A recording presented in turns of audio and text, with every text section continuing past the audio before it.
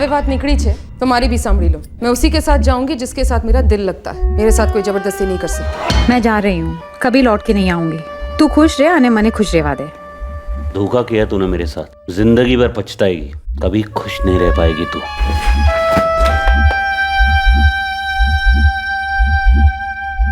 चोरी चकारी का काम मैंने छोड़ दिया है साहब। हाँ कसम 2 साल हो गए किसी की जेब की तरफ देखा तक नहीं है। एक बार मुझे बता देते साफ साफ कि करना क्या है। मुझे ऐसे बीच में लटकते रहने का शौक नहीं है। मेरा भी दिल है, मेरे दिल में भी खलिश है। ये सभी लोग इस कहानी के अहम किरदार हैं और इन सभी में एक बात सामान्य है, सभी के दिल में कोई चुभन है, खलिश है। ये सभी एक ही तहकीकात के कानूनी धागे में बंधने वाले हैं, एक मर्डर केस की तहकीकात।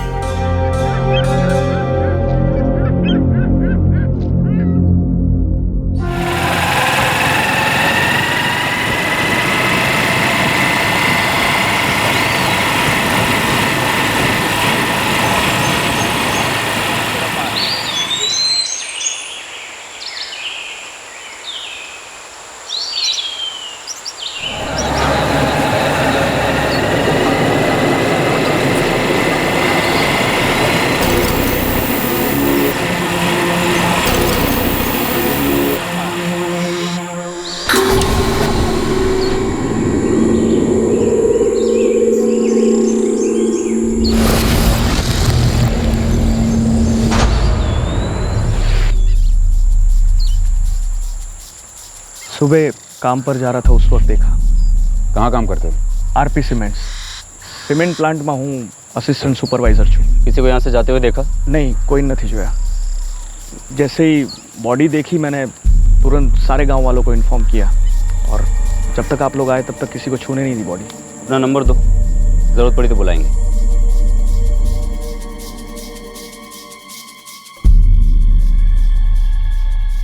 लगता है असली है। खरा सोना है सर। मतलब कत्ल लूट के इरादे से तो शायद नहीं किया गया होगा। सर हो सकता है विक्टिम के पास इससे भी ज्यादा महंगी चीजें रही होंगी जो खूनी ले गया और इन्हें ले जाना जरूरी नहीं समझा। या फिर शायद विक्टिम के पास कुछ हो ही ना, कत्ल की वजह कुछ और भी हो सकती है। लूटा नहीं तो मारा क्यों? सर प्रांतिज गांव में पूछताछ चल रही है लेकिन किसी ने भी अभी तक विक्टिम को पहचाना नहीं है। सारे गांव वालों को पहचानता हूँ साहब, ये औरत हमारे गांव की नहीं है। सरपंच जी, अब आपका ये प्रांतिज गांव को इतना छोटा तो है नहीं। अच्छा एक बात बताइए, ओली पानी दुकान को नीचे इतने से नीचे सर, रोज 10 बजे खोलता है साहब। बुलाइए उसे, बात कर भी। और हाँ, इस सरिये पर जो खून के निशान मिले हैं वो विक्टिम के खून से मैच हो रहे हैं, मतलब इसी सरिये से कत्ल किया गया है। लगभग कितने बार किए गए होंगे? कम से कम 2 बार। और ये मर्डर कब हुआ? पोस्टमार्टम के 9 से 10 घंटे पहले, और पोस्टमार्टम आज सुबह 10 बजे हुआ है। मतलब कल रात लगभग 11 से 12 बजे के बीच ये कत्ल हुआ होगा। जी, और हाँ, विक्टिम के पेट से खाना मिला है, मतलब डिनर के बाद ये कत्ल हुआ है। कोई सेक्सुअल असॉल्ट? सेक्सुअल असॉल्ट तो नहीं, लेकिन कत्ल के कुछ समय पहले, कुछ घंटों पहले सेक्सुअल एक्टिविटी जरूर हुई है। और कुछ डॉक्टर? जी, विक्टिम के पेट पर सी सेक्शन के निशान मिले हैं, मतलब ये औरत मां बन चुकी थी। सुबह 10 बजे आके दुकान खोलता हूँ और रात को 10:30 बजे दुकान बंद करके चला जाता हूँ। औरत की लाश वहाँ मिली, तूने कुछ नहीं देखा? कोई गाड़ी आती जाती, कोई आदमी? तेरी दुकान के ठीक सामने मर्डर होता है, कोई तो आया होगा, तेरी नजर नहीं पड़ी? साहब अगर कोई आया भी होगा ना तो मेरे जाने के बाद आया होगा। तेरे गांव का ही कोई था हितेश, और तू जानता है, पर तू छुपा रहा है। अरे नहीं नहीं साहब, मैं ऐसा क्यों करूँगा? छोटा आदमी हूँ साहब, पान की दुकान चलाता हूँ, 2 वक्त की रोटी कमा लेता हूँ। साचू कहूँ साहब, मैं कुछ नहीं जानता।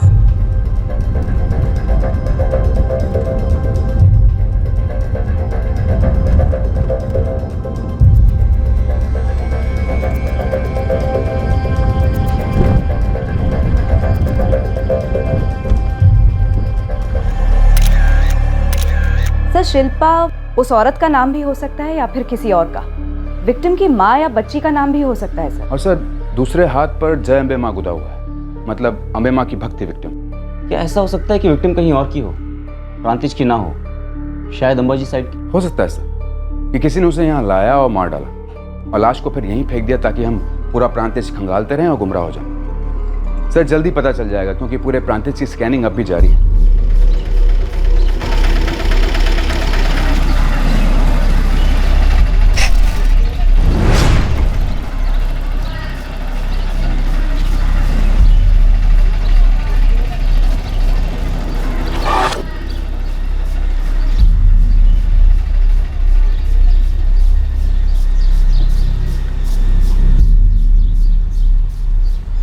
ये हम प्रांतिज में हैं और यहाँ से तकरीबन 125 किलोमीटर दूर है अंबाजी।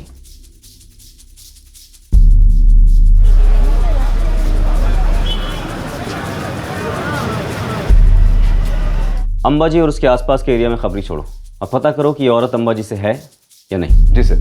सर तब तक हम ये पता करते हैं कि क्या पहले उसे यहाँ लाया गया और फिर सरिये से मार डाला गया? 2 या 2 से ज़्यादा वार हुए हैं। इरादा एकदम क्लियर था, मर्डर।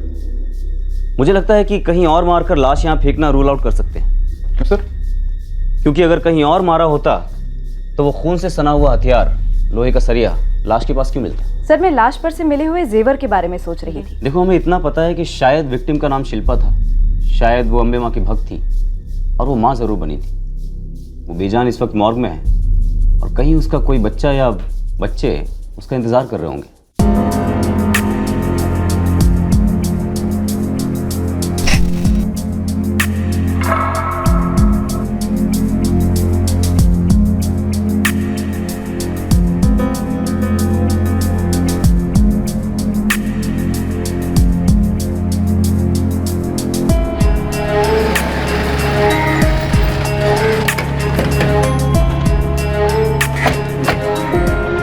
हाँ साहब, लाश के बारे में सुना है। फिर सुना है, देखा नहीं? समझो नहीं साहब। छगन राजपूत, तुम्हारे सारे मजदूर इसी साइड पर रहते हैं? हाँ साहब। तो फिर ऐसा कैसे हो सकता है किसी ने कुछ ना देखा हो? बुलाओ सबको। बता अभी जाओ भाई। हाँ भाई, किसी ने कुछ देखा है? नहीं साहब, हमने कुछ नहीं देखा है। हमारा काम तो शाम को 7 बजे ही खत्म हो जाता है। हाँ साहब, हम तो 7 साढ़े 7 बजे नहाकर खाना बनाने चले जाते हैं। 9 साढ़े 9 हो गए, हम लोग को सूझी अच्छे। तुम्हें से कोई तो टहलने निकला होगा रात में। ऐसा तो हो ही नहीं सकता कि सब के सब सो गए हों। देखो अगर किसी ने कुछ देखा है या कोई कुछ जानता है तो बता दो, तुम लोग मुसीबत में नहीं पड़ोगे।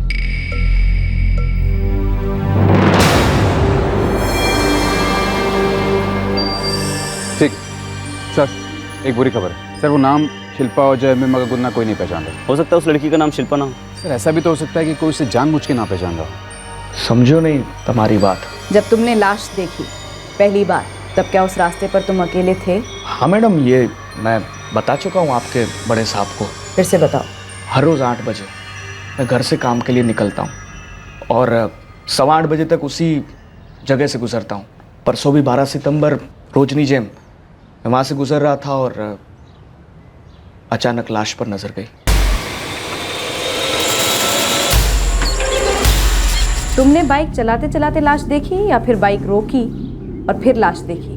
मैं बाइक क्यों रोकता मैडम, हर रोज का आना जाना है मेरा वहाँ से, काम पर वहीं से जाता हूँ मैं। तो रोज के रास्ते पर यहाँ वहाँ देखकर बाइक चलाते हो? मैं सच में नहीं समझ पा रहा हूँ तुम्हारी बात। मैं भी नहीं समझ पा रही हूँ तुम्हारा बयान। रोज का रास्ता सीधा, तुम बाइक पर हो, सड़क से दूर एक खड्डे में लाश पड़ी है जो सिर्फ तुम्हें दिखाई देती है। बता सकते हो कैसे? कमाल कर रही है मैडम आप तो। अरे बाइक चलाते तो इधर उधर नजर तो जाती है, आप तो ऐसे कह रही है जैसे मैंने जानबूझकर वहां देखा ताकि वो पड़ी हुई लाश मुझे दिखे। माल पहुंची गयो। हाँ thank you sir, thank you. Chhagan भाई। हाँ सुरेश, आपसे बात करना था हमको। बोल बोल। तीशा, सच तो बोल, तूने कुछ नहीं देखा? सच में गोविंद भाई, मैंने कुछ नहीं देखा।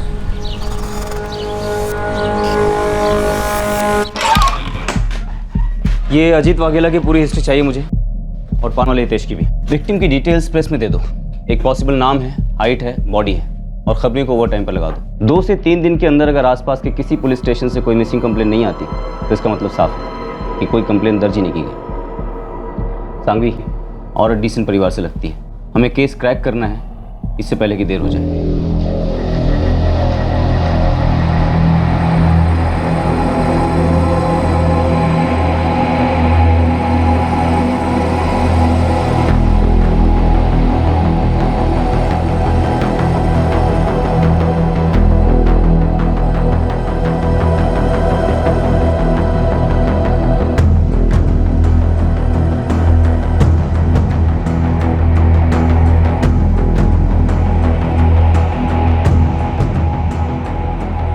सर ऐसा भी हो सकता है कि किसी ने पहचान लिया हो लेकिन जानबूझकर आइडेंटिफिकेशन के लिए आगे नहीं आ रहा है।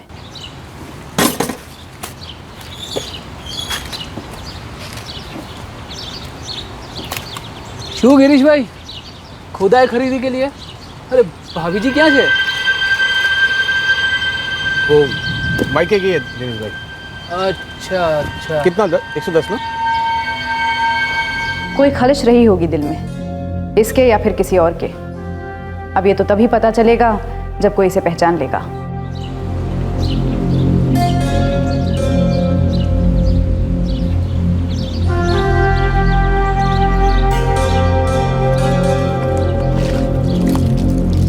जय श्री कृष्ण गिरीश भाई। जय श्री कृष्ण रूपा बहन। भाभी क्या थे? वो उसकी बहन की तबीयत बिगड़ गई है ना, तो उसके घर में गई है। अच्छा है, बहन ही बहन के काम आएगी ना गिरीश भाई।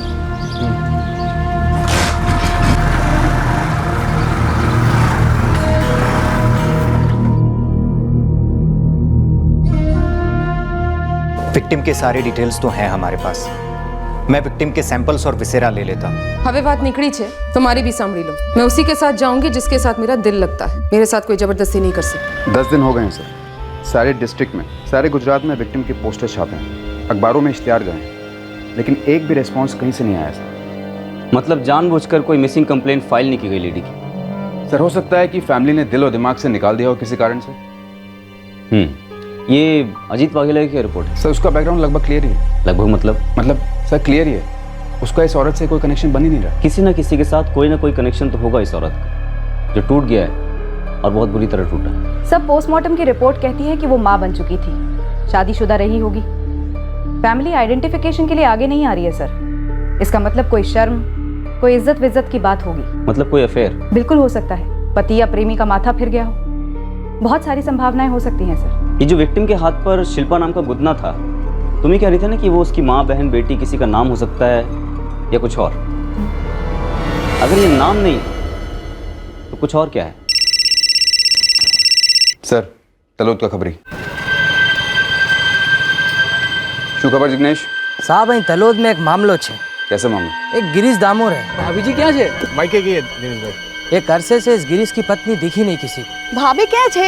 उसकी बहन की तबीयत बिगड़ गई है ना, तो उसके घर में गई है। लोग पूछते हैं तो सबको अलग अलग जवाब देता है, लेकिन हकीकत तो ये है कि इसकी पत्नी काफी अरसे से गायब है। एड्रेस बोल जिग्नेश।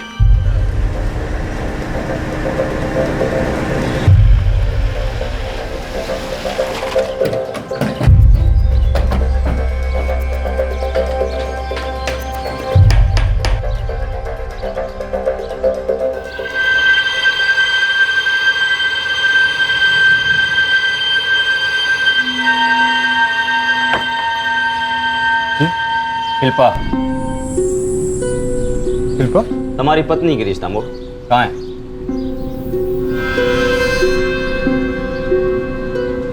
कहाँ है?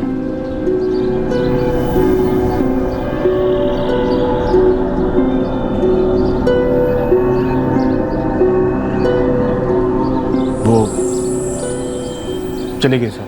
कहाँ चली गई? मैंने नहीं खबर सर। गिरीश, तुमने कई लोगों से कहा है कि तुम्हारी पत्नी मायके गई है, मुड़ासा, लेकिन वो तो वहाँ है नहीं है सर।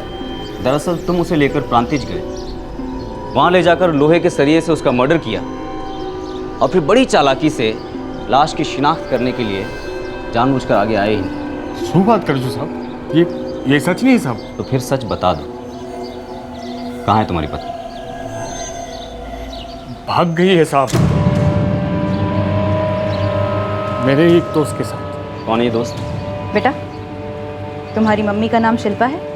शिल्पा विल्पा का तो नहीं मालूम मैडम, मेरी पत्नी का नाम लता है। एक दिन मैं दफ्तर से घर आया, देखा मेरी बेटी स्कूल का लेसन कर रही थी।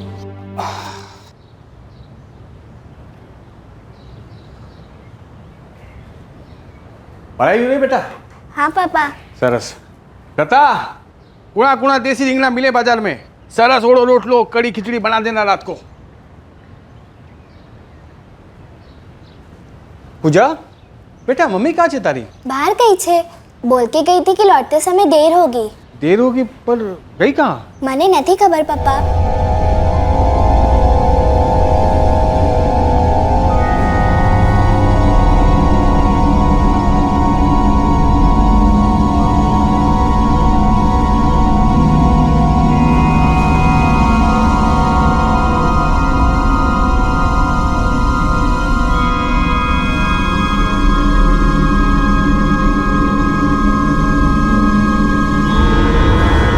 मैं जा रही हूँ, कभी लौट के नहीं आऊँगी।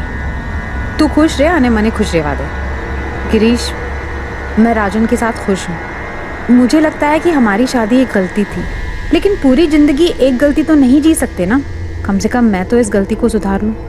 पूजा का ख्याल रखना, मैं उसे साथ नहीं लेकर जा रही। उम्मीद करती हूँ कि हम फिर कभी नहीं मिलेंगे। राजन शर्मा नाम था उसके आशिक का। काफ़ी टाइम से चल रहा था दोनों का चक्कर। मैंने पकड़ा भी, वार्निंग भी दी, तोड़ दिया उसने रिश्ता। नहीं, राजन शर्मा के साथ नहीं, हमारे साथ तोड़ दिया रिश्ता। बेशरम भाग गई उसके साथ हमें छोड़कर। कहाँ भाग गई? तुमने ढूंढने की कोशिश नहीं की उसको? 2 दिन तक तो फोन ही नहीं उठाया उसने। फिर सामने से फोन करके बोली वापस आने का कोई इरादा नहीं है। तब से सबसे झूठ बोले जा रहा हूँ साहब। किस मुंह से सच बोलूँ साहब? अब देखो मेरी बेटी को, जब से उसकी मम्मी गई है ना, ऐसी चुप सी बैठी हमारी डिग्री। ऊपर से ये घर, काम, बेटी कैसे संभाल रहा हूँ साहब, मैं ही जानता हूँ साहब। तो तुम्हारे हिसाब से तुम्हारी पत्नी का नाम लता है? हाँ लता है। हाथ पर गोदना था उसको, शिल्पा लिखा था साहब। जब तक मेरे साथ थी तब तक तो कुछ नहीं था। अब भागने के बाद वो जो भी आप बोल रहे हो वो अगर किया होगा तो मैं क्या जानूँ साहब। फोटो दिखाओ उसकी।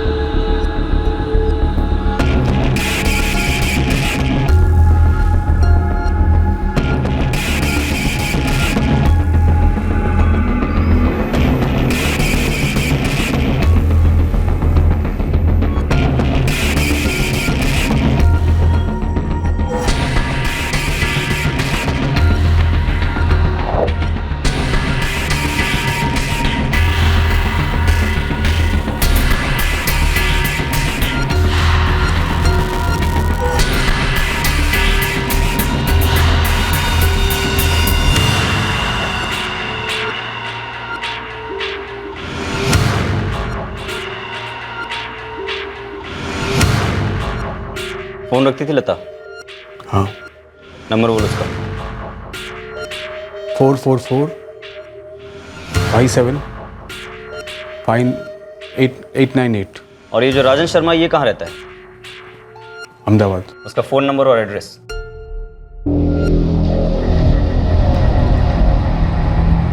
सर फ़ोन नहीं करते लता को, डायरेक्ट अहमदाबाद जाता होते हैं। सर गिरीश ने लता का फोटो और एड्रेस तो दिया है, देखते हैं ये कितना सच बोल रहा है कितना झूठ।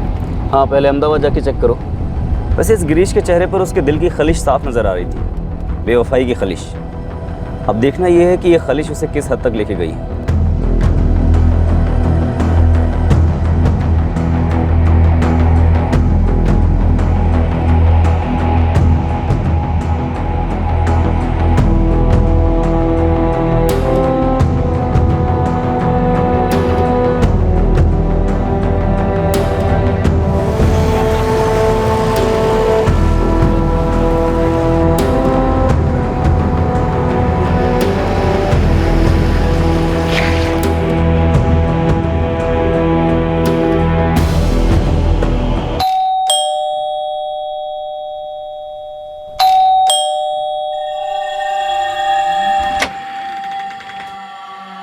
लता गिरीश दामोर।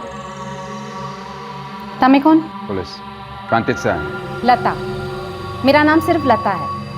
गिरीश दामोर मैंने अपने नाम से हमेशा के लिए हटा दिया। तुम जिस आदमी के साथ रहती हो उसका नाम राजन शर्मा है। मेरे निजी मामलों में आपको इतनी दिलचस्पी क्यों है?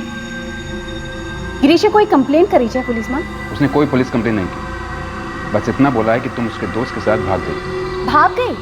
जी नहीं, मैं उसको सब कुछ साफ साफ बता के अपनी मर्जी से उस रिश्ते से निकली हूँ और मैं वापस कभी नहीं जाने वाली, चाहे वो पुलिस भेजे या फौज।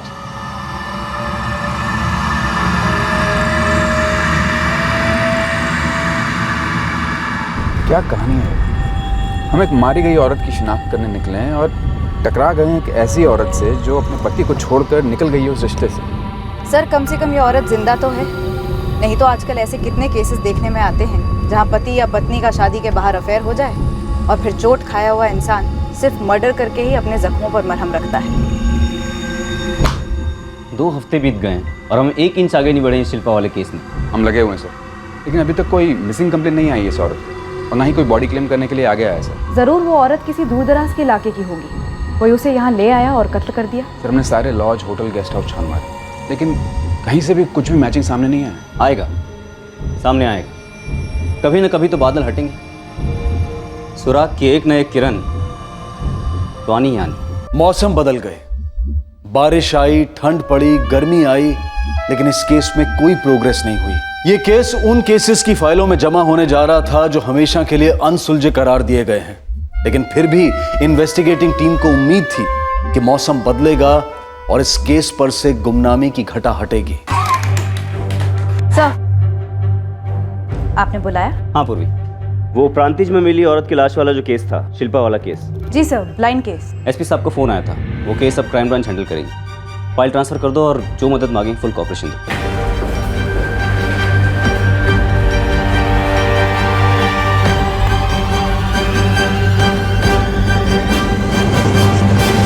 तो ये प्रांतिज वाले केस की फाइल, एक औरत की लाश मिली थी सर। सारे पेपर्स हैं? Yes sir.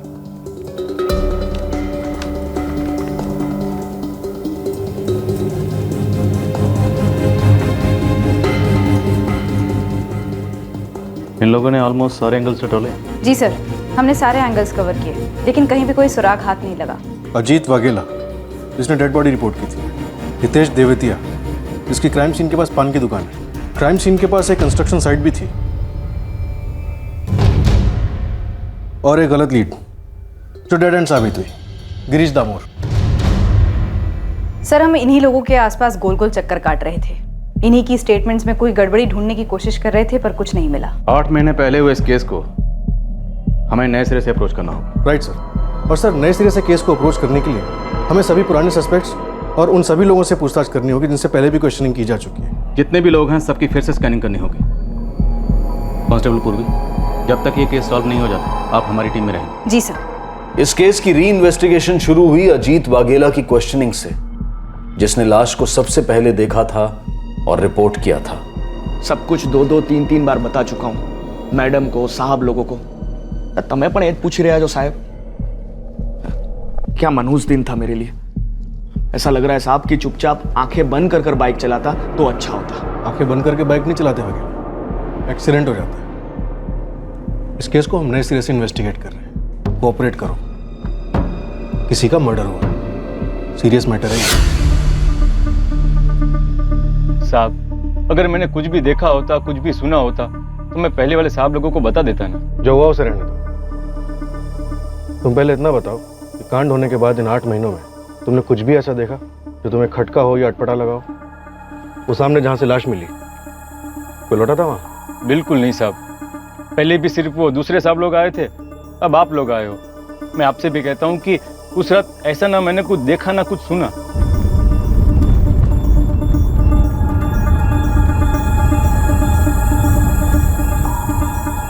पूर्वी जी सर।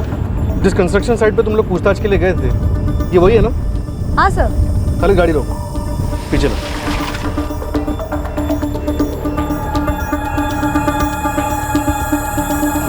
साहब मुझे अच्छी तरह याद है, दूसरे साहब लोग आए थे, उन्होंने सबसे बात की, लेकिन किसी ने कुछ नहीं देखा था। इन 8 महीनों में तुम्हारे अलावा किसी और को याद आया? रात किसी ने किसी कार को या बाइक को आते जाते देखा हो, या पैदल किसी को देखा हो?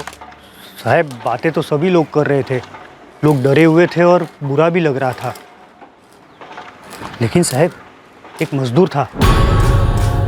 कौन मजदूर? सुरेश महतो, बिहार साइड से। बोल बोल। छगन भाई,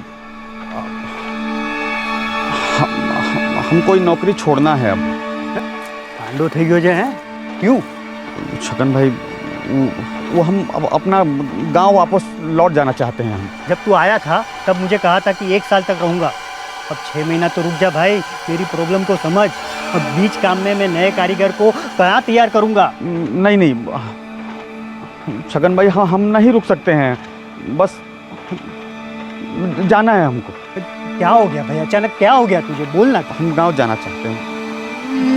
एक मिनट, कहीं ऐसा तो नहीं कि तुझे उस औरत के मर्डर के बारे में कुछ पता चला है? कुछ जानता है? छगन भाई, हम किसी औरत के मर्डर के बारे में कुछ नहीं जानते हैं। मैंने उसे रोकने की बहुत कोशिश की, बहुत कोशिश करी साहब, पर वो रुका ही नहीं।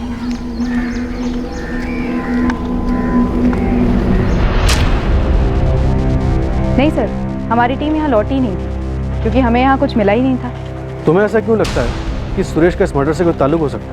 सर ऐसा कुछ डायरेक्ट नहीं लगा, लेकिन वो एक अजीब तरह से परेशान लग रहा था। तो फिर तुमने थाने में रिपोर्ट क्यों नहीं लिखवाई? साहब तब ऐसा कुछ पक्का नहीं लगा था, वो क्या एक बात दिमाग में ही और निकल गई। लेकिन जब आप लोग दोबारा पूछ रहे हैं ना, तो घंटी बजी और याद आया। इस सुरेश महतो का कोई नंबर है? हाँ मैडम, सबका है। वो क्या है कि मजदूर लोग बारंबार नंबर चेंज करते रहते हैं। जो भी नंबर है वही दे दो। 44412893। ये बिहार में कौन से गांव से था? मैडम अभी गांव के बारे में तो कभी नहीं पूछा। सर, नंबर एक्टिव है। बिहार में? अहमदाबाद में। उसे कॉल मत करना, सिर्फ उसके फोन की लोकेशन ट्रैक करो। 8 महीने हो गए, सोच रहा होगा कि मामला दब गया, जरा से झटका देते हैं। एक और बात है सर, सुपरवाइजर छगन राजपूत ने बताया था कि सुरेश ने उससे कहा था वो अपने गांव बिहार जा रहा है, लेकिन सुरेश के पिछले 8 महीने के कॉल रिकॉर्ड्स में उसकी लोकेशन बिहार में कहीं नहीं है। वो इस पूरे समय अहमदाबाद में था सर। मतलब झूठ बोला। पता करते हैं उसके झूठ के पीछे का सच क्या है।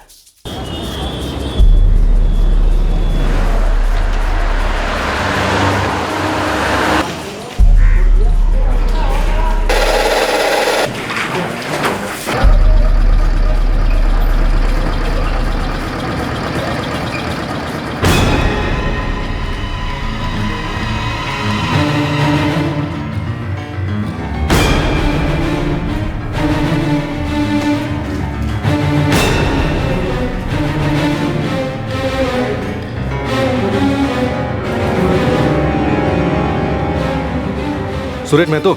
जी मालिक। क्यों मारा उस औरत को?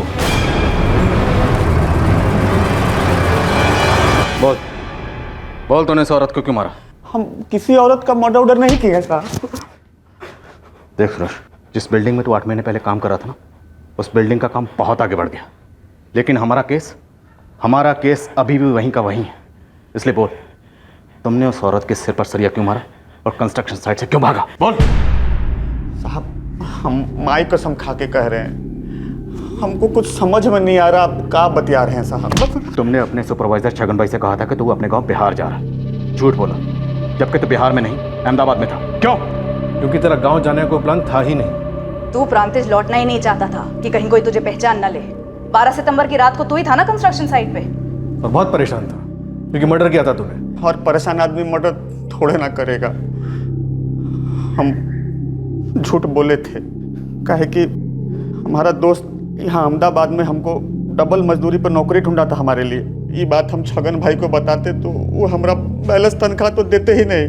हमको पैसे का बहुत जरूरत था साहब। तो तूने उस औरत का कत्ल करने के बाद गहने क्यों नहीं चुराए? सोने के थे? हम किसी को मारे नहीं है मैडम, हम नहीं मारे हैं किसी को। हम तो गहना बनाने में फंसे हुए थे अपनी बहन के शादी के लिए। सुनो, ये बूढ़ी माँ, बीमार बाप, बहन की शादी, ये सारी कहानियां हम हर रोज यहाँ पे सुनते हैं। असलियत क्या है वो बोल। हम तो रिजर्वेशन का टिकट भी निकाल लिए, अब चाहिए तो हम आपको दिखा सकते हैं साहब। इसकी जुबान से ऐसी असलियत बाहर नहीं आएगी। कंस्ट्रक्शन वर्कर सुरेश महतो को कड़े तरीके से क्रॉस एग्जामिन किया गया, उसके बैकग्राउंड की डिटेल चेकिंग की गई, पर आखिरकार ये निष्कर्ष निकला कि उसे वाकई में कुछ नहीं पता था और उसका इस मर्डर केस से दूर दूर तक कोई कनेक्शन नहीं था। फिर से खबरियों को एक्टिवेट किया गया, लेकिन इस अंधी गली से निकलने के लिए अब किसी नए रोशनदान की जरूरत थी। सर एक आइडिया है, थोड़ा अलग है पर ट्राई कर सकते हैं। अब इस केस पर नए आइडियाज ही काम करेंगे। बोलो क्या सोच रही? वो गुदना बनाने वाले कलाकार। करिए। सर उस औरत के एक हाथ पर शिल्पा नाम का गुदना था और दूसरे हाथ पर जय अम्बे माँ, दोनों परमानेंट थे। ये एक स्पेशलाइज्ड काम है जो कुछ खास जगहों पर होता है। अगर हम उन सभी खास जगहों को टैप करें तो? हाँ, ये सही रहेगा सर। ठीक है, तुम लग जाओ इस काम में। और एक बात, पिछली इन्वेस्टिगेशन में कत्ल के दौरान चोरी का एंगल रूल आउट किया गया था। हाँ सर।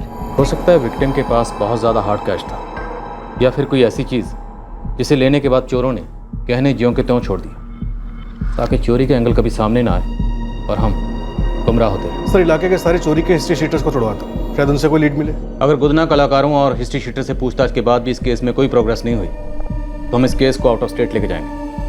हो सकता है इस केस का ताल्लुक किसी और स्टेट से हो। फिर उतना गुजराती में क्यों था?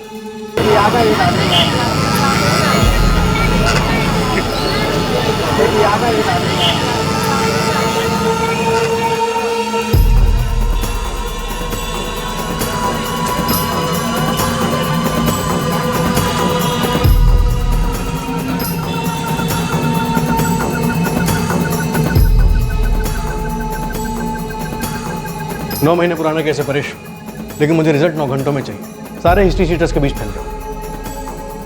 इस औरत की आइडेंटिफिकेशन मुझे जल्द से जल्द चाहिए।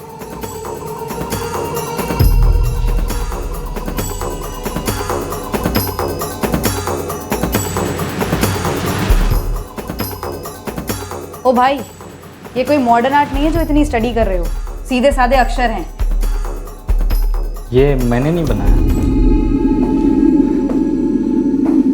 साहब। इतना कीमती गले का हार, क्या मैं पागल हूँ जो छोड़ दूंगा? इससे पहले हम लोग पागल हो जाएं, तुम लोग बता दो, नहीं तो तुम में से किसी को भी काम का नहीं छोड़ेंगे। नहीं साहब, मैं अहमदाबाद में काम करता हूँ, मगर इतना माल मिलेगा तो कभी नहीं छोड़ूंगा। वही तो साहब, उसके पास कितना भी माल हो, हम इतने गहने छोड़ ही नहीं सकते। साहब, छोटा मुंह और बड़ी बात, ये मुझे ना लव स्टोरी का एंगल लगता है। लव स्टोरी का। खूबसूरत औरत है, जवान औरत है, मर्डर हो गया उसका, एक गहना भी चोरी नहीं हुआ साहब। कोई आशिक होगा उसका, प्यार में फैल हो गया होगा, मार दिया होगा उसने। अबे, चोरी चकारी करते करते किताबें कब से लिखने लग गए तुम लोग? ये भाषणबाजी बंद करो और इस औरत और इसके कातिल का नाम बताओ, या कम से कम किसी एक का।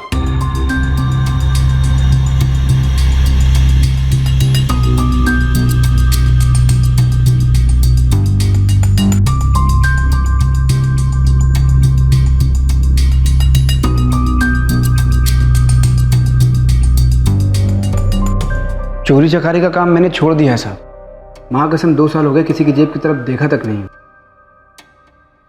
कुत्ते की दुम आखिर सीधी कैसे हो गई? कुत्ते की मौत नहीं मनाना साहब, इसलिए दुम सीधे करना पड़ गया। ऐसे एक बात बोलूं? प्रवचन मत दे, काम की बात है तो बता।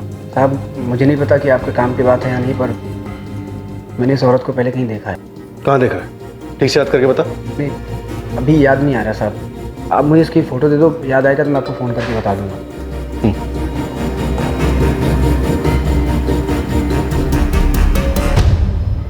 चलते सर। 3 महीने से हम इस केस को लेकर घूम रहे हैं और 8 महीने से ये केस पुलिस को घुमा रहा है।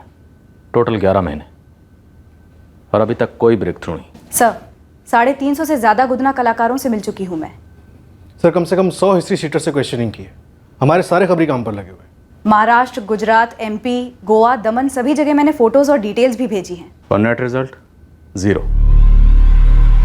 लेकिन ये कैसे हो सकता है कि एक औरत का कत्ल होता है और उस औरत को कोई नहीं जानता, उसे कोई नहीं पहचानता? सर, 125 करोड़ की आबादी का देश है, वो कहीं से भी हो सकती है। कोई उसे यहाँ प्रांतिज लेकर आया, मारा और भाग गया। लेकिन प्रांतिज आए कैसे? आसमान से तो प्रकट नहीं हुए होंगे ना?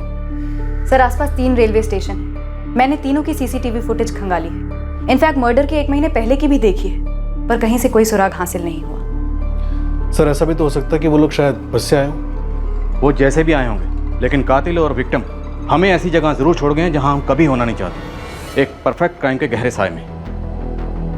1 महीने में विक्टिम की बरसी है और 1 महीने में इस केस के अनसुलझे रहने की फर्स्ट एनिवर्सरी। इससे बड़ी एनिवर्सरी गिफ्ट क्या होगी कि हम इस केस को क्रैक करें और जिसने भी घिनौनी हरकत की है उसे उसके किए की सजा दिलाएं।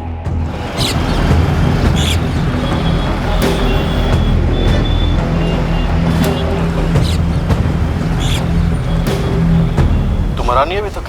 साहब, अभी ऐसा खबर लाए उन्हें कि मुर्दा भी उठ के खड़ा हो जाएगा। बोलता रहे। वो प्रांतिज वाला केस था ना, औरत के मर्डर का। जल्दी बक।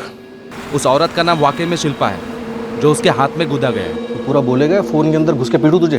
अरे क्या साहब, अब आपकी दिल्ली दूर नहीं है, यही हिम्मत नगर में है, वहीं की है औरत। हिम्मत नगर की? बिल्कुल। कौन है? इसकी फैमिली कहाँ है? फैमिली में 2 लोग हैं, एक पति है विशाल मकवाना, एक बेटी है श्वेता मकवाना। सर, इस विशाल मकवाना के कई खेत हैं, हिम्मत नगर के जस्ट बाहर। गजब है, हम पूरी दुनिया में ढूंढ रहे थे और केस सिर्फ 20 मिनट दूर का था।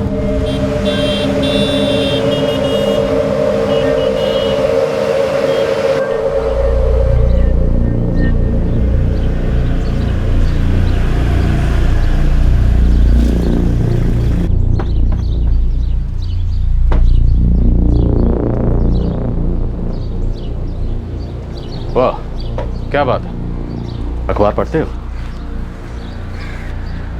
आपसे मतलब? कौन है आप? Crime branch. बोलिए। 11 महीने पहले यह खबर अखबार में छपी थी, हर अखबार में, गुजराती में भी। ये तो शिल्पा है मेरी। 11 महीने पहले कत्ल हुआ आपकी पत्नी शिल्पा मकवाना का, आपकी पत्नी का, आपकी बेटी श्वेता की माँ का, और हम लोकल पुलिस स्टेशन होकर आ रहे हैं। कोई कंप्लेंट दर्ज नहीं। तो मुझे तो अभी भी पता चला ना, ये मर गई। मरी नहीं, मारी गई। और कंप्लेंट इसलिए दर्ज नहीं करवाई गई, लाश इसलिए लावारिसों की तरह दहन हुई क्योंकि अपनी पत्नी शिल्पा मकवाना का कत्ल तुमने किया, विशाल मकवाना। एक मिनट साहब, आप क्राइम ब्रांच से होंगे या किसी और ब्रांच से? मुझ पर आप इस तरह आरोप नहीं लगा सकते।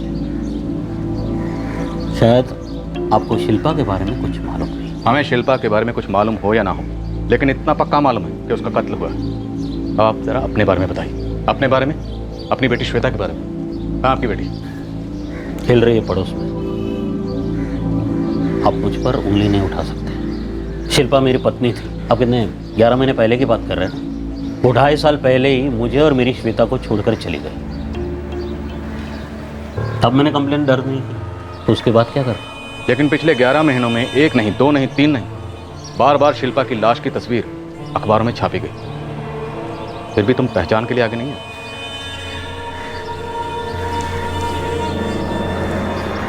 आए होंगे कई बार इश्तिहार शिल्पा की मौत को लेकर, पर चूक गए मेरी नजरों से, क्योंकि मेरी नजर में इस वक्त सिर्फ मेरी श्वेता है। समझ में नहीं आ रहा कि कैसे बताऊंगा उसे कि जो माँ उससे 2.5 साल पहले दूर हो गई थी, तो इस दुनिया से ही दूर हो गई।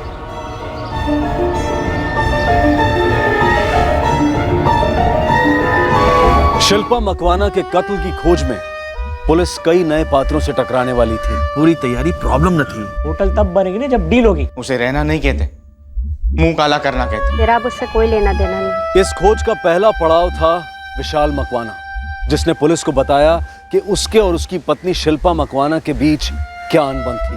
तो तकरीबन 2.5 साल पहले तुम और तुम्हारी पत्नी शिल्पा अलग हुए थे? हाँ, लगभग 2.5 वर्ष पहले। डिवोर्स के कागजात दिखाओ। डिवोर्स के कागजात? डिवोर्स के कागजात। डिवोर्स उनके होते हैं जिनकी शादी ना पहले ठीक ठाक चल रही होती है, फिर कोई मसला हो जाता है दोनों के बीच में और दोनों अदालत जाते हैं और अदालत उन्हें डिवोर्स दिलाती है। तो आपने डिवोर्स क्यों नहीं लिया?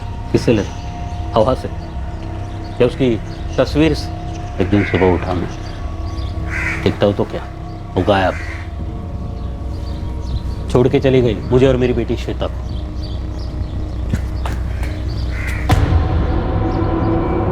पापा सूता ये लोग कौन है? बेटा लोग को गोली सोड़ा कही છે કે તારા મમ્મી મરી ગયા છે। इस तरह की बातें बच्ची के सामने ना करें तो बेहतर होगा।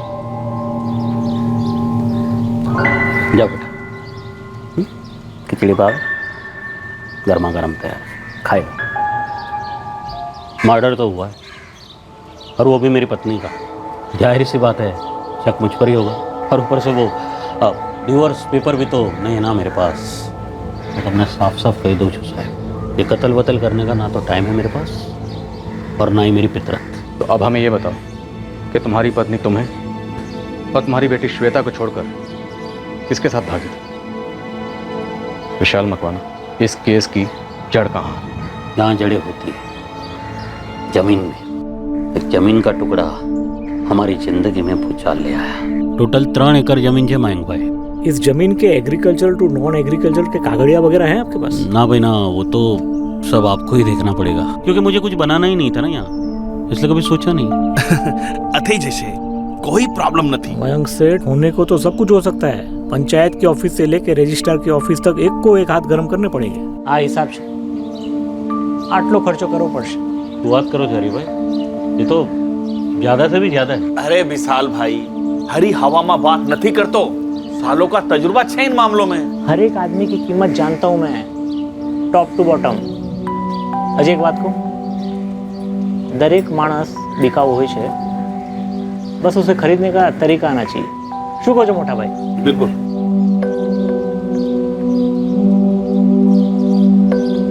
हरी भाई, मयंक भाई, देखिए मैं ठहरा छोटा सा किसान, अब तो जमीन खरीदेंगे, ऊपर होटल बनाएंगे। उसकी होटल तब बनेगी ना जब डील होगी। डील की बातचीत 2-3 महीने तक चली। इस दौरान मयंक सेठ और हरी दोनों का आना जाना रहता था घर। फिर अचानक पता चला कि मयंक सेठ को हार्ट अटैक आ गया। तो चल बस। आप शायद भूल गए कि हम किस मुद्दे पे बात कर रहे थे। आप हमें बताने वाले थे कि आपकी पत्नी शिल्पा मकवाना किसके साथ भागी थी। ये बीच में जमीन कहाँ से आ गई? वहीं पे आ रहा हूँ साहब। जमीन तो बिकी नहीं, पर तकदीर बिक गई, वो भी घाटे में।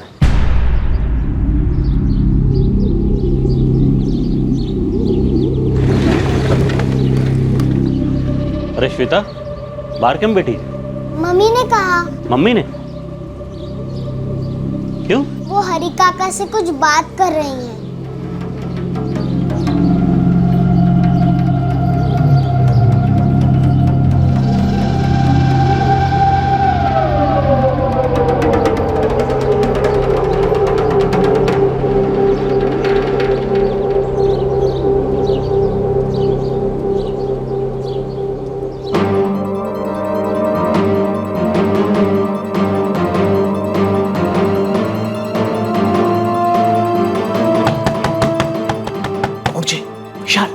खबर न थी, दरवाजा खोलूंगी तो पता चलेगा ना। क्या बात है, जल्दी आ भी गया अजय? जल्दी आ गया इसलिए तो पकड़े गए तुम दोनों। हाँ? अरे हरी, हाँ क्या जमीन की दलाली नहीं मिली तो मेरी जोरू पर गंदी नजर डाली? विशाल, जो कुछ भी हुआ है नजर डालने से नहीं हुआ है, नजर मिलाने से हुआ है। अच्छा, ना समझी ना सुधरी। मेरे नाक के नीचे उसने अपनी बेशर्मी जारी रखी। मैं घर के बाहर, हरी घर के अंदर। एक दिन मैंने बुलाया उसके माँ बाप को। गांडी थे गई थी किशु? हे बेशरम, तेरी श्वेता के बारे में तो सोच। यार नसीब तेरा अच्छा है कि विशाल तेरे साथ शराफत से पेश आ रहा है, और विशाल कुमार की जगह दूसरा कोई होता ना तो कब तक वो तुम्हारा कौन है हरी को मार डाला होता, या तुमको मार डाला होता, या तुम दोनों को मार डाला होता। अरे शिल्पा, कसम खा कि तू ये सब बंद कर देगी और माफी मांग विशाल कुमार से और खत्म कर दे ये सब गंदगी। कृष्णा, बापूजी, कोई फायदा नहीं, वो माफी नहीं मांगे।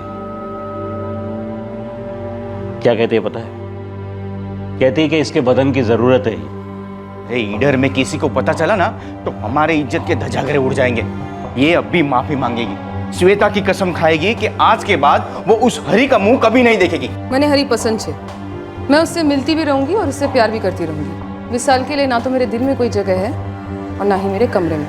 शिल्पा, रेवा दो भाई, अपनी जिंदगी संभालो, मेरी जिंदगी में दखल देने की कोई जरूरत नहीं है।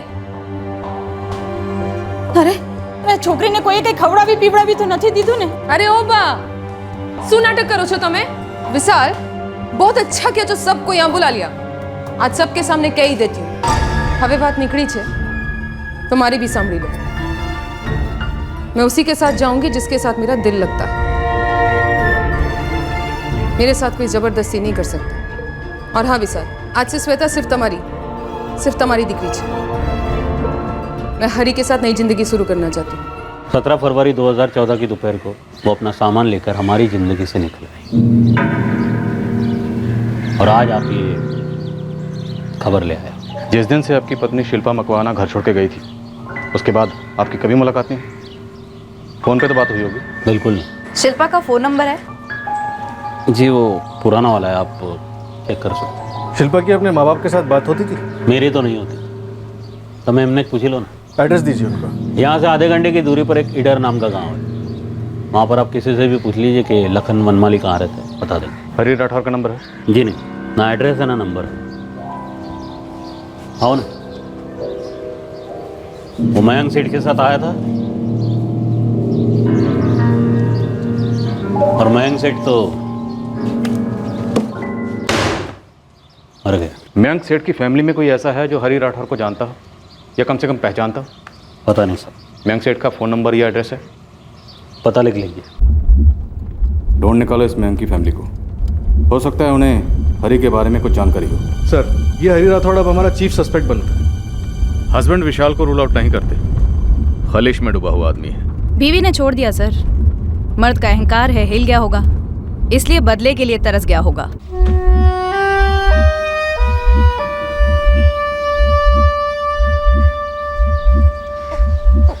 पापा, मम्मी सच में मर गई।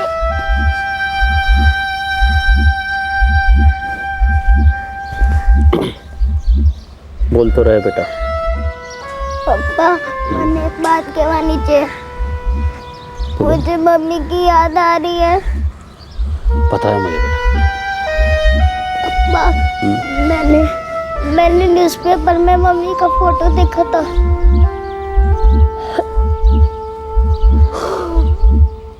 बच्ची की आंखें देखी नहीं गई सर, बेचारी मासूम बड़ों के चक्करों में पिस गई। सर, इस वक्त हमारे सामने एक त्रिकोण है, शिल्पा, विशाल और हरी, लेकिन कोई चौथा कोण भी हो सकता है। पहला अब इस दुनिया में नहीं रहा, दूसरा हाथ में, अब तीसरा कोण यानी कि हरी राठौर, वो हाथ में आए तो चौथा अपने आप सामने आएगा। अगर कोई चौथा कोण है तो विशाल ने जो शिल्पा और हरी के अवैध संबंध की कहानी बताई थी उसका पुष्टिकरण हरी के मिलने के बाद ही होने वाला था। सर, मयंक सोनी के बड़े बेटे से बात हुई, बता रहा था 2 साल पहले यानी फरवरी 2014 में हरी गायब हो गया था। और फरवरी 2014 में ही शिल्पा मकवाना ने अपना घर छोड़ा था। सर, प्रांतिज इलाके में हरी के बारे में पूछताछ की, वहाँ उसे कोई जानता तक नहीं था। मुझे इस विशाल मकवाना की कहानी पर पूरी तरह से यकीन नहीं है। उसके फोन रिकॉर्ड्स क्या कहते हैं? सर, विशाल का पिछले 2-2.5 सालों से शिल्पा से कोई कांटेक्ट नहीं है। और शिल्पा के फोन रिकॉर्ड्स? सर, जो नंबर विशाल ने हमें दिया था वो 19 फरवरी 2014 को डिस्कनेक्ट हो गया था, उसके घर छोड़ने के 2 दिन बाद। लेकिन सर, एक अजीब बात है, शिल्पा की कॉन्टैक्ट लिस्ट निकलवाई जिसमें हरी का नाम तक नहीं था। हो सकता है दोनों फोन पर बात करते ही ना हो, सिर्फ आमने सामने बात करते हो। बट स्टिल, आमने सामने कब मिलना है, कैसे मिलना है, ये सब तय करने के लिए फोन की जरूरत तो पड़ती होगी। मुझे ये हरी और शिल्पा वाली कहानी भी अजीब लगती है। सर, हो सकता है कहानी विशाल और किसी और औरत की हो और वो उसे छुपाने के लिए हरी और शिल्पा की कहानी हमें सुना रहा हूँ। सर, हमें शिल्पा के मायके वालों से मिलना चाहिए, वो लोग तो सबसे अजीब मालूम होते हैं। राइट, ना उसकी मिसिंग कंप्लेन दर्ज की और ना ही न्यूज़पेपर में उसकी लाश को पहचाना। पुजारी, जल्द से जल्द लीडर जाने का प्लान बनाओ।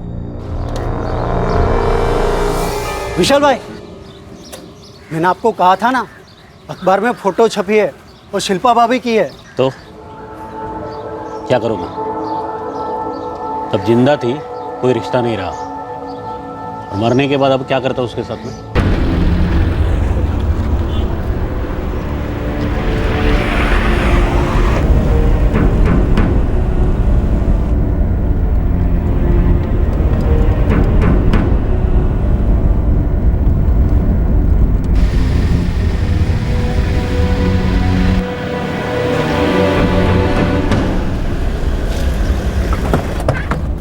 सर, इस तरफ। किससे मिलना है? हम लोग क्राइम ब्रांच से, वनमाली परिवार से मिलना है। वनमाली तो मुझे घर भेजकर चला गया। कब? लगभग 1 वर्ष हो गया होगा। वो कहाँ गए, आपको कुछ मालूम है? हाँ, वो कह रहे थे खेत ब्रह्मा साइड कहीं जाने वाले थे। खेत ब्रह्मा में वो लोग जहाँ गए वहाँ का एड्रेस मिल सकता है? नहीं, वो तो नहीं मालूम। खेत ब्रह्मा?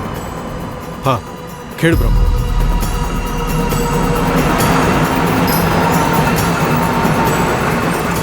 इधर गांव का आदमी है वनमाली। वनमाली? कुछ 1 साल पहले रहने आए। हाँ साहब, सीधा जाओ तुम्हें, बाईं तरफ से तीसरा गली में आखिरी घर है।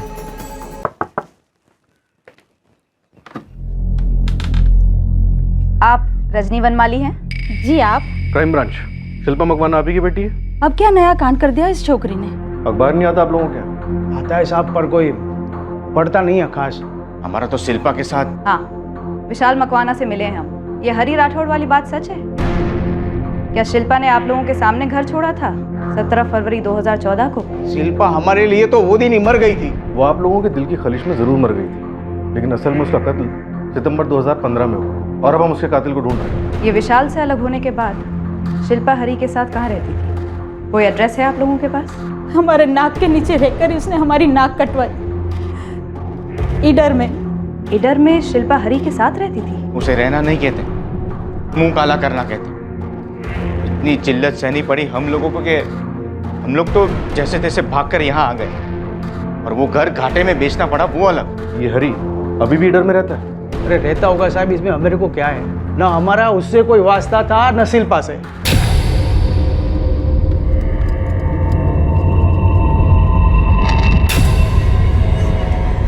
हरी राठौड़ की तलाश पुलिस को दोबारा ईडर ले आई और वो सीधे हरी राठौड़ के दरवाजे पर पहुंचे। और अब पुलिस और इस केस दोनों को एक जबरदस्त झटका मिलता है।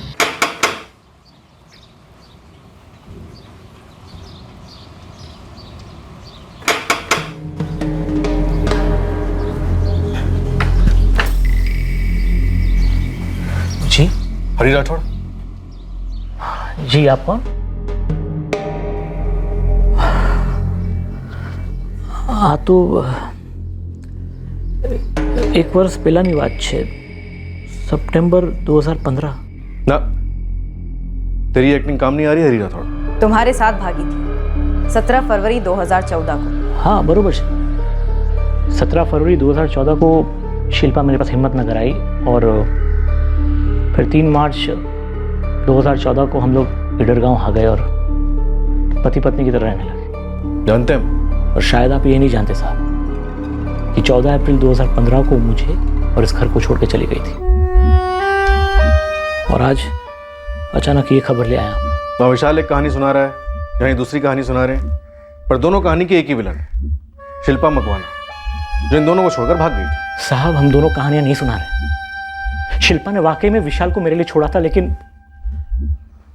मुझे किसके लिए छोड़ा मैं नहीं जानता था। तूने शिल्पा को मारा क्यों? कैसी बातें कर रहे हैं सर? मैं मारना तो दूर सर, मैंने 14 अप्रैल 2015 के बाद उसे देखा तक नहीं।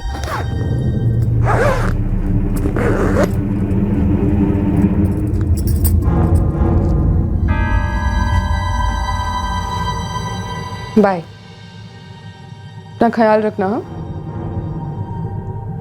क्यों छोड़ा, किसके लिए छोड़ा, तुमने पता करने की कोशिश भी नहीं की? कोई और था उसकी लाइफ में? जरूर कोई ना कोई तो होगा ना। लगन? उससे क्या होगा? हमारे रिश्ते को नाम मिलेगा। चाहत? नाम काफी नहीं है क्या? चाहत का रिश्ता है हमारा। साथ रहते हैं, खाते पीते हैं, साथ सोते हैं। ऐसा क्या कर रहे हैं हम जो शादीशुदा लोगों से अलग है? अरे गांडी, हम बच्चा कर सकते हैं। वो तो मैं कर चुकी। कई नवी बात करो हरी। शादी करने की कोई ऐसी वजह बताओ जो मैंने पहले नहीं किया हो। अपने लगन कर दो ना तो हम और गहरे बन जाएंगे। बंधन की जरूरत कब पड़ती है हरी? जब डर हो किसी के भाग जाने का। तने छे? ना। आंखें कुछ और बोल रही है।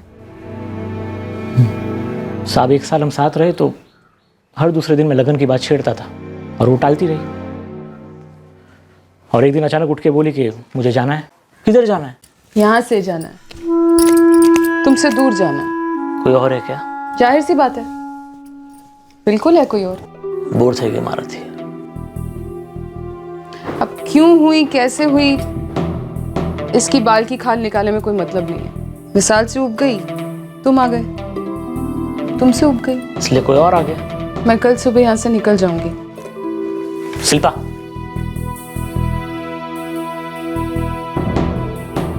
મને છે ને 100% ખાતરી હતી कि तुम्हारे साथ लगन नहीं करे। फिर भी तुमने मुझे झेला। बड़े दिल वाले हो। अच्छा किया जबरदस्ती नहीं की। हाँ क्या है ने जबरदस्ती बिल्कुल गमती न थी मने। साहब मैं किस मुंह से पूछता कि तुम कहाँ जा रही हो, किसके साथ जा रही हो? आखिर उसने मेरे लिए भी छोड़ा था कभी किसी को? वाकई में बहुत बड़े दिल वाला है तो हरी राठौड़, लेकिन हम ऐसे बिल्कुल भी नहीं है। टूटे दिलों की कहानियां सुनने के लिए ना हमारे पास टाइम है और ना ही मूड। शिल्पा मकवाना का कत्ल हुआ है और हमें कातिल जल्द से जल्द हिरासत में चाहिए। और आपको लगता है कि जलन के मारे मैंने उसे मार डाला? जलन, गुस्सा या फिर खलिश, जो भी कारण हो, हम उसे चार्जशीट में फाइल कर देंगे आपके कबूलनामे के साथ। मैडम मैं कत्ल कबूल कैसे करूं जब मैंने कुछ किया ही नहीं है? जो मैडम वो खोटी जीबा जोड़ी नहीं करतो, बयानबाजी नहीं करतो तुम्हारी साथे। मैं वही बोल रहा हूं जो सच है, वाकई में सच है। जिस दिन शिल्पा मुझे और इस घर को छोड़ के चली गई ना, मुझे बहुत बुरा लगा।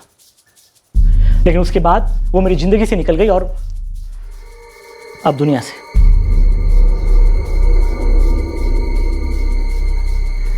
17 फरवरी 2014 की दोपहर को वो अपना सामान लेकर हमारी जिंदगी से निकले और आज आप ये खबर ले आए हो। अपना नंबर दो और शिल्पा का आखिरी नंबर जो वो यूज कर रही थी। साहब मेरा तो वही नंबर है जो पहले था, पर शिल्पा का आखिरी जैसा कुछ था, मैं तो नहीं था। अपनी मर्जी की मालकिन थी ये शिल्पा। वो कहते हैं ना बोहेमियन। वो तो थी सर, जिस तबके से वो थी उसके लिए कुछ ज्यादा ही, मेरा मतलब सही गलत की बात नहीं है, ढीठ थी। पति विशाल को छोड़ा वो नाराज, प्रेमी हरि को छोड़ा वो भी नाराज। अब पता नहीं इसकी जिंदगी में कोई तीसरा था भी या नहीं।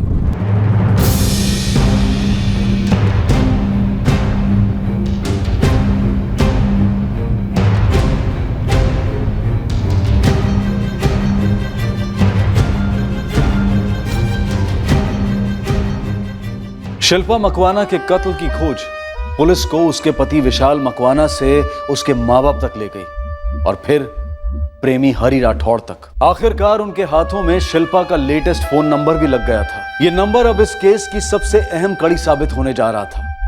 इस खोज को आखिरकार एक अंजाम मिलने जा रहा था। सर अप्रैल 2015 के बाद से हरि ने शिल्पा को एक मैसेज तक नहीं किया।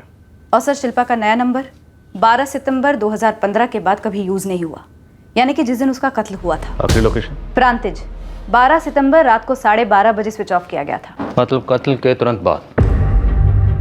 आखिरी बात किससे हुई थी? एक नंबर है सर जिस पर शिल्पा की रेगुलर बात होती थी। प्रांतिज के पहले कई महीनों तक शिल्पा की सेल लोकेशन महूडी में पाई गई थी। मतलब त्रिकोण का चौथा कोण वो नंबर था जिससे लगातार बात होती थी। 444909698। कल तक इसके कॉल रिकॉर्ड्स और डिटेल्स आ जाएंगी सर। तब तक खबरें को एक्टिवेट करो। अगर वो मौड़ी में रहती थी तो कोई ना कोई उसे जरूर पहचानता हो।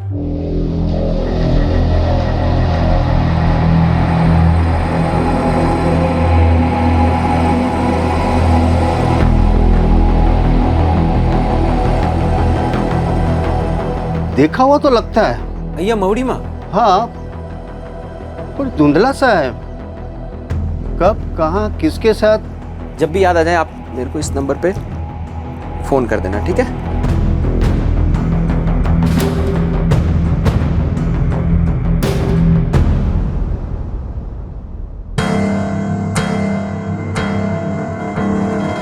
काका 2 किलो बासमती चोखा आपजो। आपको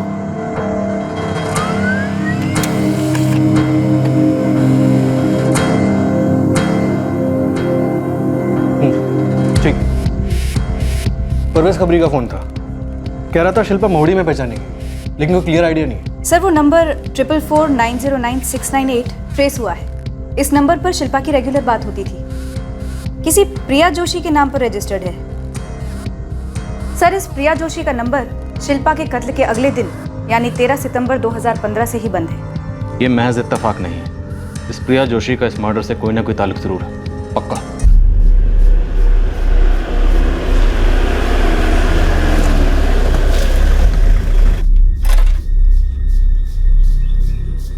सर फोन रिकॉर्ड्स के हिसाब से तो प्रिया जोशी का घर यही है। सर वहाँ पूछते हैं। यहाँ कोई प्रिया जोशी नहीं रहती। आपने इस औरत को यहाँ देखा है? इसको मोहल्ले में देखा है, पर नाम वाम खबर न थी। हाँ, ये मोहल्ले में अकेली रहती थी? झाला करके एक आदमी था, उसके साथ रहती थी।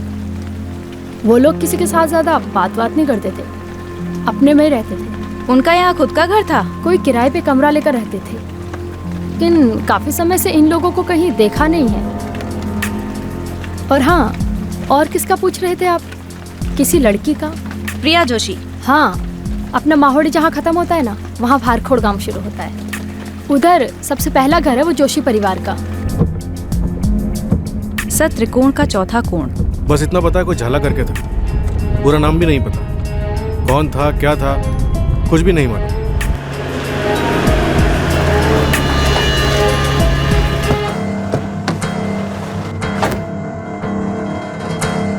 प्रिया जोशी यहाँ रहती? हाँ, हूँ प्रिया जोशी। आप कौन? पुलिस से, क्राइम ब्रांच। 444909698 तुम्हारा नंबर है? 444909698। इस औरत को जानती हो? शिल्पा मकवाना। हम कहीं और जाकर बात कर सकते हैं? इधर नहीं, वो मेरे माँ बापू जी घर पर है। शिल्पा मकवाना को कैसे जानती हैं? सर, मैं उसको नहीं जानती थी, सिर्फ उसके बारे में जानती थी। आपके फोन से शिल्पा मकवाना के फोन पर कई बार कॉल किया गया, रिकॉर्ड्स हैं हमारे पास। नंबर्स के बीच बातचीत हुई है ना, हमारे बीच नहीं हुई। मतलब आपका नंबर कोई और इस्तेमाल कर रहा था? जी सर। आपका नंबर कौन इस्तेमाल कर रहा था और क्यों? रमेश झाला। रमेश झाला, नाम कुछ सुना सुना सा लगता है। सर, हिस्ट्री शीटर है, आपने उसकी क्वेश्चनिंग की थी। चोरी चकारी का काम मैंने छोड़ दिया साहब। हाँ कसम, 2 साल हो गए किसी की जेब की तरफ देखा तक नहीं है। सर,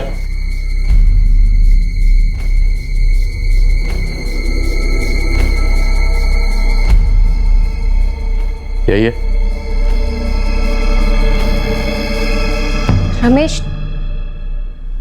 रमेश क्रिमिनल है। तो तुम्हें क्या लगा था? मैं उससे प्रेम करती थी और वो भी मुझसे प्रेम करता था।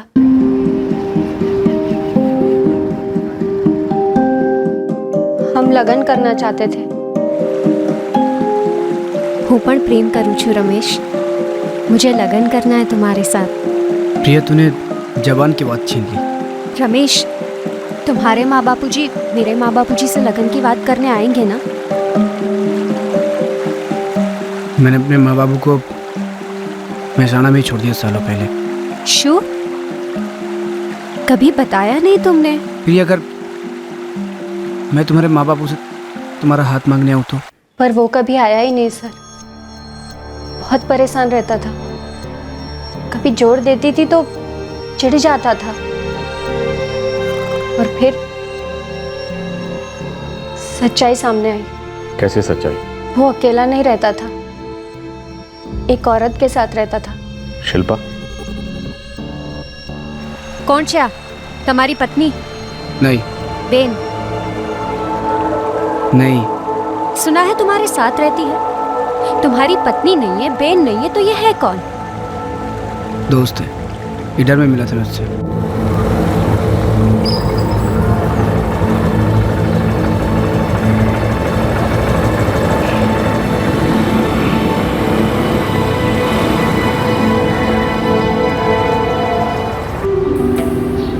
लीडर कौन जाने? हाँ। अभी सब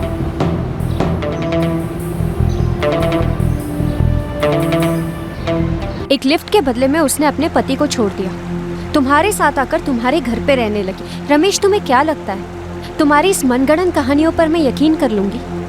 कहानी नहीं है, ये सच है। और सच ये भी है कि हम दोनों में संबंध बने हैं। मतलब तुम उसके साथ सोए? सिर्फ सोया हूँ उसके साथ, बाकी रत्ती भर का कोई रिश्ता नहीं है। अपने पति से ऊब गई थी, उसको कुछ नया चाहिए था जो मैं उसे दे रहा था। बस थोड़े दिनों में मुझसे भी ऊब के चलती बनेगी, बाकी कुछ नहीं हमारे बीच में। छी, घिन आ रही है मुझे। प्रिया ऐसे मत बोलो। मैंने सच्चे दिल से किसी को प्रेम किया है तो वो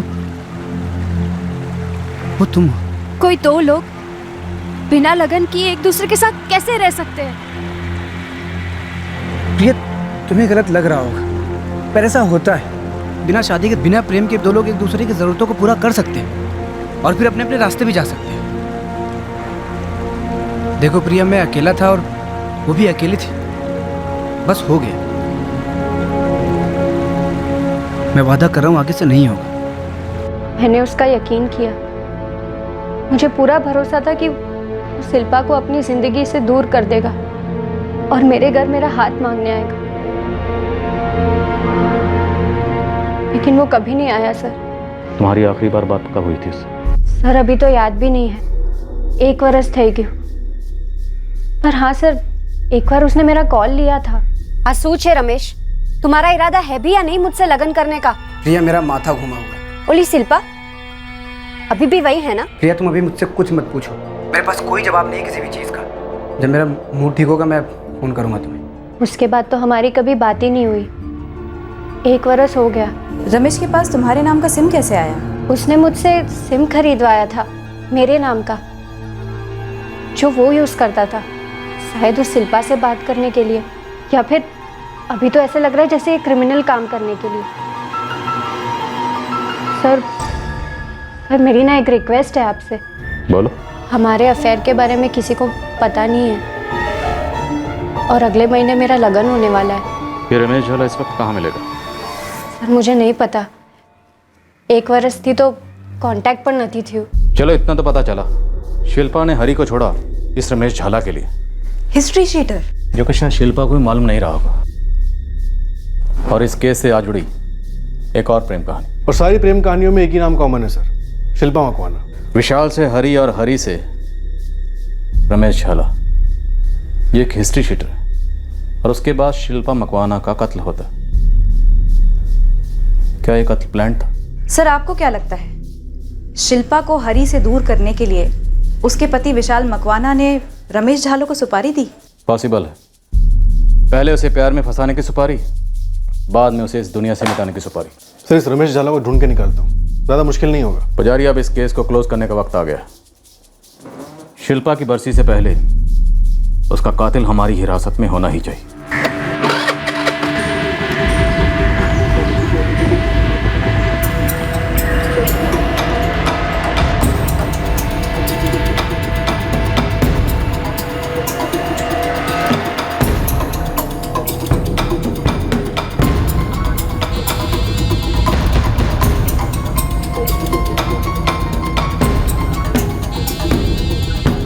सब इंस्पेक्टर पुजारी ने जैसा कहा था, रमेश झाला तक पहुंचना मुश्किल नहीं था। वो अहमदाबाद में एक किराए की खोली में रह रहा था। जब पुलिस ने रमेश को उठाया, वो बेहद उदास हालत में था और उसने जो बात पुलिस से कही थी कि 2 साल में उसने कोई चोरी नहीं की है, वो बात दरअसल सच थी। शिल्पा मकवाना की फोटो तू मुझसे लेकर गया था ना झाला? रमेश झाला, गेम ओवर। अब जल्दी से बता दे, शिल्पा मकवाना को प्यार में फंसाकर मारने के लिए तुझे किसने कहा था? किसने सुपारी दी थी? विशाल मकवाना ने? मुझे किसी ने सुपारी नहीं दी थी साहब, तकदीर ने सुपारी ली थी। मैंने सारे गलत धंधे छोड़ दिए थे, ईमानदारी से रोटी कमा रहा था, लेकिन नहीं, तकदीर ने भेज दिए थे कि जाओ बर्बाद करो रमेश झाला को। लीडर कौन जाना है? हाँ, जादू थी औरत साहब, एक कशिश थी उसमें, कुछ तो उसमें था जो किसी भी मर्द को साला पागल कर दे। उसने बोला वो हरी को छोड़ के मेरे साथ रहना चाहती, मुझे मंजूर हो गया। पहले मुझे एतराज नहीं हुआ, मैंने सोचा जब तक मुझे आ रहे हैं मुझे लोग, फिर रूप जाएगी वो अपने रास्ते में अपने रास्ते। कहानी खत्म। मेरी अलग से लव स्टोरी से सर। एक प्रिया थी जिसे मैं सच्चे मन से प्रेम करता था। मुझे एक नई जिंदगी चाहिए थी, ईमानदारी की जिंदगी।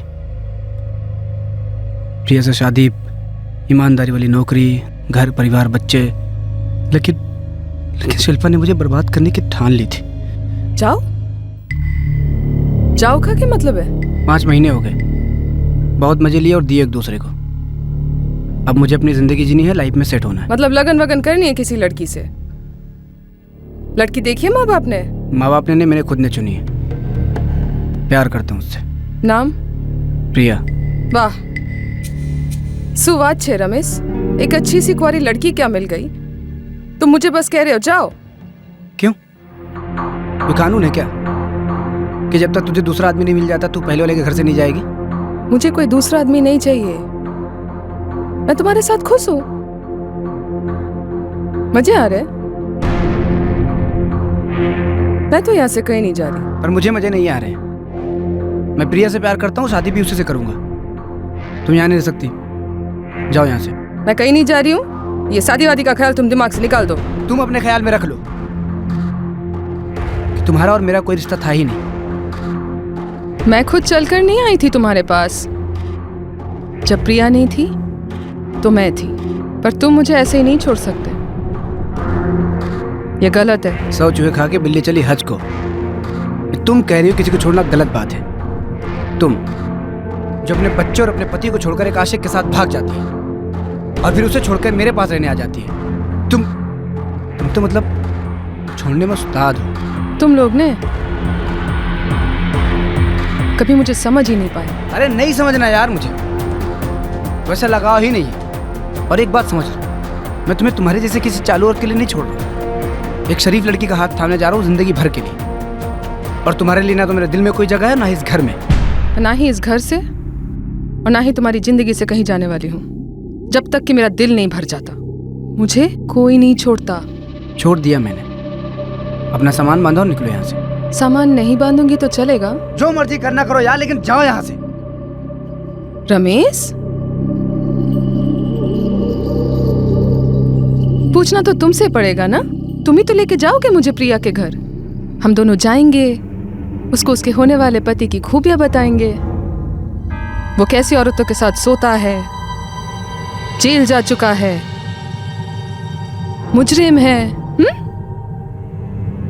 प्रिया शरीफ लड़की है ने? फिर देखते हैं वो क्या करती है।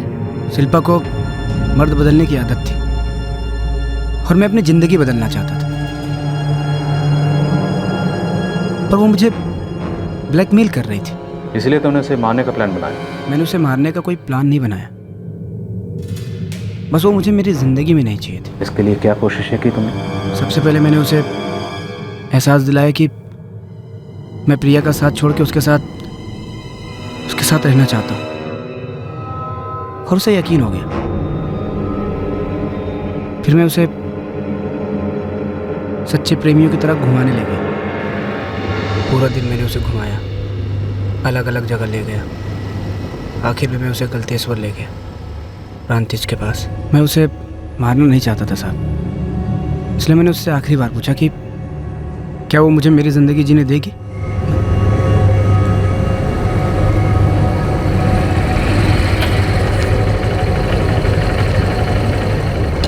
શું થયું? 2 મિનિટ।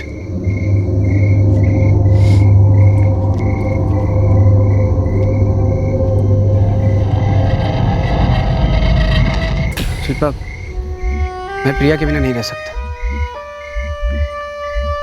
तुम्हारे हाथ जोड़ता हूँ, मुझे जाने दो। अच्छा, तो 2 हफ्ते से यही सब कहने के लिए लाड प्यार जताया जा रहा था? शिल्पा, इस तरह से हम दोनों पूरी जिंदगी नहीं काट सकते हैं। प्रिया के घर वाले उसके लिए लड़का ढूंढ रहे।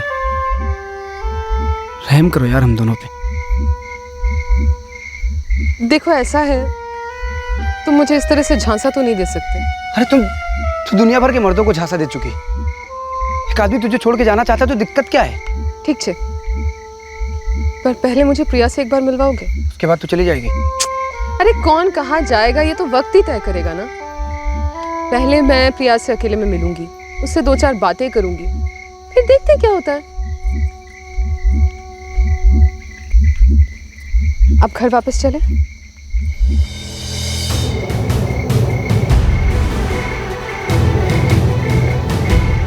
ना तो तू कभी प्रिया से मिलेगी और नहीं मेरे घर वापस जाएगी।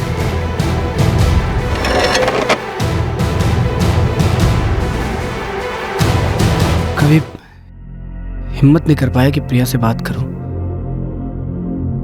मैंने जुर्म छोड़ दिया था, लेकिन इस औरत ने मुझे दुनिया का सबसे बड़ा जुर्म करने पे मजबूर कर दिया। मुझे कभी लगा नहीं था कि मर्डर दिल पे इतना भारी असर करेगा। रमेश झाला, सच ये है कि अगर इस केस ने वाकई तुम्हारे दिल पर भारी असर किया होता ना, तो इस केस को सॉल्व होने में 1 साल नहीं 1 दिन लगता। अगर हम तुम तक नहीं पहुंचते ना, तो आज तुम यहां नहीं बैठे होते। स्टेटमेंट लेके चार्जशीट फाइल कर दो। सर, अब केस क्लोज हो गया है, तो क्या मैं पुलिस स्टेशन लौट सकती हूँ? Sure, thank you very much. Thank you sir. ठीक है।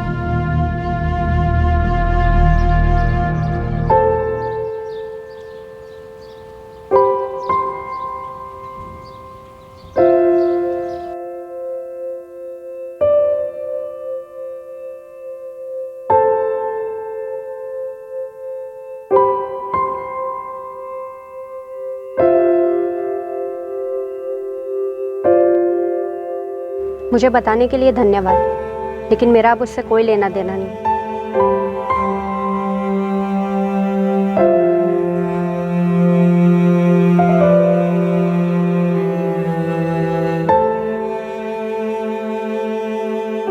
इंसान के जज्बात, इमोशंस उसके अंदर के स्वार्थ का आईना होते हैं, और ये जज्बात इंसान को सिर्फ अपनी खुशी, अपना दर्द, अपना फायदा और अपने नुकसान की फिक्र करना सिखाते हैं। कई बार इंसान के जहन में भी नहीं आता कि दूसरों के जज्बात समझना भी जरूरी है।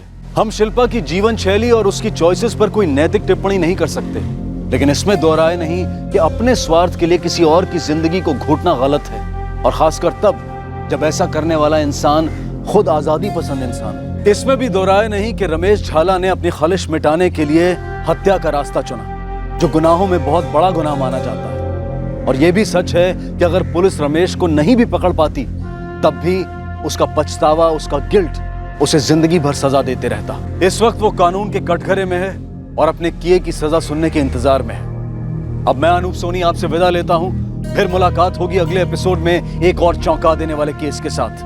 तब तक सुरक्षित रहें, सतर्क रहकर एक अच्छे नागरिक का फर्ज अदा करें और देखते रहें क्राइम पेट्रोल सतर्क। सबक एक को, सीख हम सबको। जय। इस तरह के और भी एपिसोड देखने के लिए हमारे चैनल को सब्सक्राइब करें और बेल आइकन दबाना ना भूलें।